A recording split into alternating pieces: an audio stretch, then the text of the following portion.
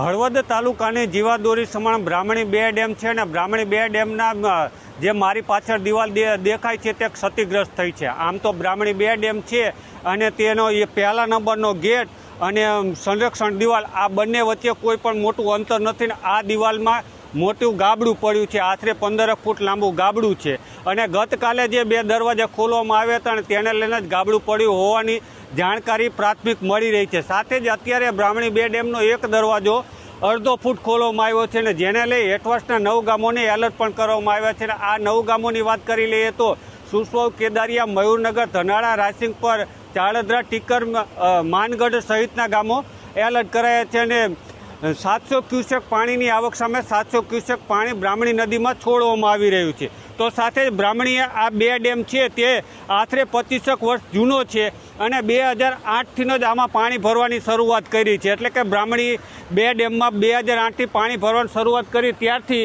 આ ડેમમાં અત્યારે ક્ષતિગ્રસ્ત થયો છે। એટલે દિવાલ ક્ષતિગ્રસ્ત થઈ છે ને જે પ્રકારે તમે જોઈ રહ્યા છો ગાબડું તે 15 ફૂટ લાંબુ છે। ત્યારે અહીંના એન્જિનિયર છે તેમની સાથે વાત કરતાં તેમણે જણાવ્યું હતું કે જેવો ડેમમાં પાણી ઓછું થશે એટલે કે જેવો ગેટ બંધ કરશે તેવી આ દિવાલનું સમારકામ કરી નાખવામાં આવશે। પરંતુ સમારકામ પહેલાં જો કોઈ મોટી દુર્ઘટના સર્જાશે તો તેના માટે જવાબદાર કોણ? હેઠવાસના 9 ગામો તો ઠીક પણ આજુબાજુના પણ ગામોમાં મોટી અસર કરશે તે શંકા સેવાઈ રહી છે। સંદેશ ન્યૂઝ, જગદીશ પરમાર, મોરબી।